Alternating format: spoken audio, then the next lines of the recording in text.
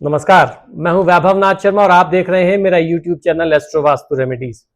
दोस्तों, आज का एपिसोड बहुत ही खास होने वाला है। बहुत सारे लोगों को इस एपिसोड का इंतजार था। इस ज्योतिषीय घटना का इंतजार बहुत समय से लोग कर रहे थे, जो तमाम तरह की परेशानियों में, दुखों और कष्टों में, आर्थिक समस्याओं से जूझ रहे थे, कर्ज के तले दबे हुए थे। वो बृहस्पति देवता के 2 जून 2026 को होने वाले गोचर का बहुत बेसब्री से इंतजार कर रहे थे। तो आज का ये खास एपिसोड इसी पर आधारित है कि बृहस्पति देवता का ये जो गोचर होने जा रहा है कर्क राशि में, अपनी ही उच्च राशि में, जिसमें 12 वर्ष बाद बृहस्पति देवता आ रहे हैं, तो इसका प्रभाव 12 राशि के अलग अलग जातकों पर क्या रहेगा, उनको अपने भाग्य को मजबूत बनाने के लिए और इस 1-1.25 साल के पीरियड का लाभ लेने के लिए क्या उपाय करना चाहिए जिससे उनको और अधिक लाभ मिले।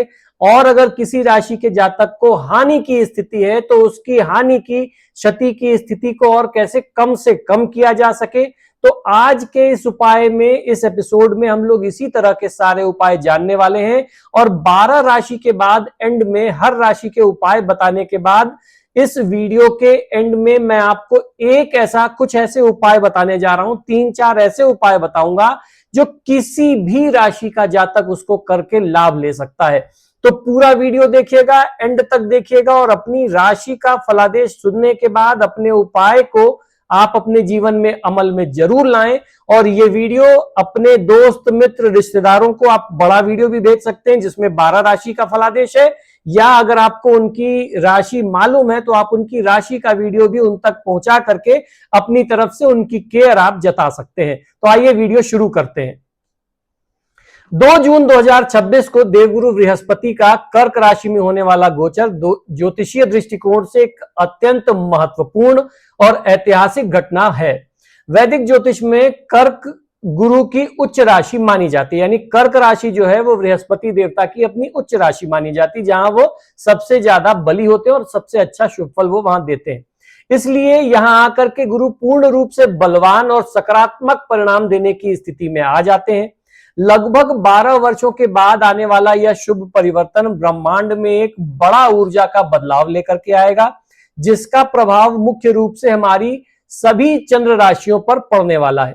इस अवधि में गुरु ज्ञान, धन, विवाह, संतान, शिक्षा, आध्यात्मिकता, संपत्ति और भाग्य से जुड़े मामलों में विशेष रूप से आपको प्रभावित करने वाले हैं, अपना प्रभाव देने वाले हैं। शुभाशुभ प्रभाव देंगे, किसी को शुभ मिलेगा, किसी को अशुभ मिलेगा।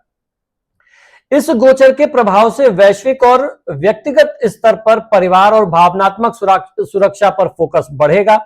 घर, संपत्ति, वाहन, रियल एस्टेट से जुड़े मामलों में थोड़ी तेजी आएगी, जो अभी आपको मंदी की स्थिति दिख रही है।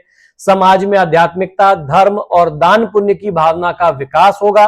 विवाह और संतान संबंधी मामलों में शुभ अवसर बनेंगे तथा वित्तीय स्थिति के साथ दीर्घकालिक निवेश के लिए एक बेहतरीन समय कहा जा सकता है। यानी लॉन्ग टर्म इन्वेस्टमेंट जिसे करना है उसके लिए एक बहुत अच्छा समय यह कहा जा सकता है। लेकिन इन्वेस्टमेंट जब भी करें, किसी भी तरह का इन्वेस्टमेंट करें, बहुत कुछ सोच समझ करके आपको करना चाहिए। हालांकि लोगों को अत्यधिक भावुकता, अति लगाव और निर्णयों में व्यवहारिक रहने की आवश्यकता होगी, ताकि भावनात्मक पक्ष आपके ऊपर हावी ना हो जाए। आप इमोशनल होकर के कोई बहुत बड़ा लाभ, बड़ा इन्वेस्टमेंट इत्यादि न कर बैठे। बहुत भावावेश में आकर के कोई बड़ा निवेश करके अपना नुकसान न कर ले, इस बात पर आपको ध्यान हमेशा रखना पड़ेगा। किन किन राशियों को सबसे ज्यादा लाभ मिलने वाला है बृहस्पति देवता के इस गोचर का, बृहस्पति के कर्क राशि में आने का, समझ लेते हैं। हमारी ज्योतिषीय गणना के अनुसार इस गोचर के दौरान 6 राशियों को सबसे अधिक और बहुत विशेष लाभ प्राप्त होने की संभावना दिखाई देती है। वह है कर्क राशि, कन्या राशि, वृश्चिक राशि, मीन राशि, मकर राशि और मिथुन राशि। इन राशियों के लिए गुरु उच्च का होकर के भाग्य, धन, करियर, शिक्षा, संतान, विवाह और पारिवारिक सुख को अत्यंत मजबूत करने की स्थिति बना रहे हैं। अब बात करते हैं मकर राशि की। मकर राशि के जातकों के लिए गुरु का गोचर सप्तम भाव में होने जा रहा है, जो विवाह, जीवन साथी और साझेदारी का भाव है। मकर राशि के लिए यह गोचर जीवन में बड़े सकारात्मक बदलाव लेकर के आएगा। वैवाहिक जीवन में चल रहे सभी मतभेद और कड़वाहट समाप्त होगी तथा रिश्तों में मधुरता आएगी। अविवाहित जातकों के लिए विवाह के सुंदर और श्रेष्ठ प्रस्ताव आपके सामने आएंगे और रिश्ते तय होने की या विवाहित हो जाने के योग आपके लिए बनेंगे। व्यापार में पार्टनरशिप के काम में बड़ा लाभ होने की पूरी संभावना दिखाई देती है। नए व्यावसायिक संबंध बनेंगे और नए अनुबंध या समझौते भी इस दौरान हो सकते हैं। कोई नया कॉन्ट्रैक्ट वगैरह आपको मिले, ऐसी स्थिति आपके लिए बनती है। कोई बड़ी पुरानी डील जो है वो इस दौरान बड़ी सफलता आपको मिल जाए कि वो डील आपकी हो जाए। करियर में तरक्की होगी और जीवन साथी या उनके माध्यम से धन लाभ के योग आपके लिए बहुत अच्छे बनेंगे। गुरु की दृष्टि एकादश, लग्न और तृतीय भाव पर होने से आपकी आमदनी बढ़ेगी। आपके मान सम्मान और सामाजिक दायरे में वृद्धि होगी और समाज में आपकी एक नई पहचान बने, ऐसी स्थिति आपके लिए बनती है। अब आपको उपाय क्या करना है, बहुत ध्यान से सुनिएगा। गुरुवार के दिन पीले रंग की मिठाई का भोग भगवान विष्णु को लगाएं और स्वयं भी पीले रंग का रुमाल आप अपने पास कंटिन्यू रखें। पूरे वर्ष भर अगर आप रखें तो ये लकी चार्म के तौर पर आपका योग जो है और मजबूत करेगा। लाभ और सफलता में आपके लिए ये कंट्रीब्यूट करेगा। जब भी आप इसको इस्तेमाल करेंगे, हाथ पोंछ रहे हैं, मुंह पोंछ रहे हैं, तो इससे आपको बहुत अच्छा लाभ मिलेगा। ये आपके लिए बृहस्पति को समय समय पर और बलवान करता रहेगा और आपके लाभ में ये निरंतर वृद्धि करता रहेगा। तो मित्रों, ये तो बात रही 12 राशि की। हम लोगों ने जाना कि बृहस्पति देवता का ये कर्क राशि में गोचर 12 राशि के हिसाब से क्या उसका प्रतिफल रहने वाला है। जिसको शुभ लाभ मिल रहा है वो उस लाभ को बढ़ाने के लिए क्या उपाय करे। जिसको कहीं कुछ अशुभता के लक्षण दिख रहे हैं तो वो उसको नियंत्रित करके अपने लाभ को बढ़ाने के लिए क्या उपाय करे। ये तो हम लोगों ने राशि के हिसाब से जान लिया।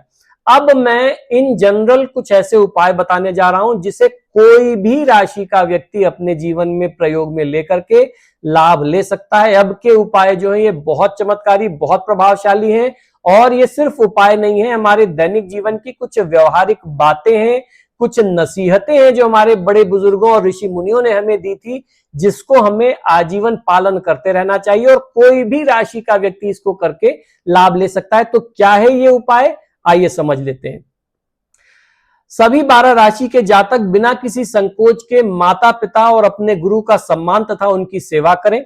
ज्योतिष शास्त्र के अनुसार अपने माता पिता, शिक्षकों, गुरुजनों और बड़ों का आदर करना, उनका आशीर्वाद लेने से समाज के दबे कुचले निरीह वर्ग की सेवा, सहायता, धन, वस्त्र, अन्न का दान करने से, इलाज में उनकी सहायता करने से, सहयोग करने से, शिक्षा प्राप्त करने में उनकी सहायता करने से, पशु पक्षियों पर दया करने से, पशु पक्षियों के लिए भोजन, जल, अन्न की व्यवस्था करने से गुरु ग्रह बृहस्पति हमेशा बलवान होते हैं और आपको किसी भी प्रकार का कष्ट फिर जीवन में भोगने नहीं देते, शुभ फलदायी सिद्ध होते हैं। एक बार फिर कहता हूं कि ये उपाय किसी भी राशि के लोग अपनी कुंडली की स्थिति को चिंता किए बगैर आप करके जीवन में लाभ ले सकते हैं, क्योंकि बड़ों का आशीर्वाद और सात्विक जीवन किसी को कभी किसी तरह से नुकसान क्षति नहीं पहुंचाता। इसके अलावा कुछ और सर्वसुलभ और अचूक उपाय बता रहा हूं। ये 3 उपाय बहुत ध्यान से सुनिएगा। केले के पेड़ की पूजा, हर गुरुवार को केले के पेड़ में जल अर्पित करके घी का दीपक जलाना चाहिए और अपने घर में बैठ करके गुरुवार व्रत कथा, भले आप व्रत करें या ना करें उससे कोई फर्क नहीं पड़ता, गुरुवार व्रत कथा भगवान विष्णु के समक्ष बैठ करके कहना चाहिए, या सत्यनारायण भगवान की कथा अगर आप कर सकते हैं तो इसका आपको जीवन में मतलब असीमित लाभ मिलता है। उसकी कोई लिमिटेशंस नहीं है कि आपको उस लाभ की क्या, उस उपाय की, उस भक्ति की, उस पूजा पाठ की क्या लाभ मिलेंगे, उसकी कोई सीमा नहीं है। इसी तरीके से अपने जीवन में सात्विक आचरण रखना कितना महत्वपूर्ण है ये भी समझिए। मांस मदिरा से दूर रहें, अपने विचारों में सात्विकता बनाए रखें, किसी भी तरह के अनैतिक काम से आपको दूर रहना चाहिए। मंत्र जाप, अपनी स्वयं की साधना, अपना स्वयं अपने इष्ट देवता का ध्यान करना, मंत्र जाप इत्यादि करना प्रतिदिन अगर आप कर सकते हो तो ओम व्रीम बृहस्पतये नमः या फिर ओम नमो भगवते वासुदेवाय, या भगवान विष्णु का कोई मंत्र, भगवान राम का कोई मंत्र, भगवान श्री कृष्ण का कोई मंत्र जिसमें आपकी आस्था है, श्रद्धा है, निष्ठा है, उसका आप जाप करके लाभ ले सकते हैं। अगर आप कर सकते हैं तो विष्णु सहस्त्रनाम यानी भगवान विष्णु से जुड़े हुए जो भी स्त्रोत और पाठ है, राम रक्षा स्त्रोत, भगवान श्री कृष्ण का कोई स्त्रोत वगैरह अगर आप करते हैं तो आपको उसका बहुत अच्छा लाभ मिलेगा। कहने का तात्पर्य यह है कि अपनी साधना का एक क्रम बहुत मजबूत साधना का आप एक नियम बनाइए जो रोज आप करते हो, रोज थोड़ा थोड़ा करें, उससे आपको बहुत अच्छा लाभ मिलता है। अगर आप कुछ भी नहीं कर सकते तो विष्णु चालीसा पढ़ लें, भगवान श्री राम की चालीसा आती है, भगवान कृष्ण की चालीसा आती है, सिर्फ उसका ही पाठ अगर आप नियमित करेंगे तो आपको बहुत अच्छा लाभ मिलेगा। तो दोस्तों आशा करता हूं कि शास्त्र से जुड़ी हुई बातें, ज्ञान की बातें जो आपको हमारे YouTube चैनल से प्राप्त होती हैं, तो ये आपको बहुत पसंद आती होंगी। आप सभी से बार बार आग्रह करता हूं कि जब भी आप मेरे वीडियोस देखते हैं तो इनको लाइक और शेयर जरूर करें, और आपने अगर अभी तक मेरे चैनल को सब्सक्राइब नहीं किया तो प्लीज इसे सब्सक्राइब करिए। बार बार मैं ये आप लोगों से आग्रह इसलिए करता हूं कि हम लोगों का ये अनुभव है कि बहुत सारे लोग जो हमारे वीडियोस को देखते हैं हमारे चैनल पर आकर के, वो चैनल को सब्सक्राइब नहीं करते। तो हमारे चैनल को सब्सक्राइब करिए। आपके चैनल सब्सक्राइब करने से हमारा आत्मविश्वास बढ़ता है, हमारा कॉन्फिडेंस बढ़ता है, हमारा उत्साहवर्धन होता है। और जब भी आप मेरे वीडियोस देखते हैं तो अपने परिवार में, दोस्तों, मित्रों, रिश्तेदारों, इष्ट मित्रों को जरूर भेजिए। अगर आपको अपने मित्रों की राशि मालूम है, परिजनों की राशियां मालूम है, तो अलग अलग राशि के ये गोचर का वीडियो आप उनको भेज सकते हैं, और आप चाहें तो पूरा का पूरा एक कंप्लीट वीडियो 12 राशि का, वो भी अपनी फैमिली ग्रुप इत्यादि में आप शेयर कर सकते हैं।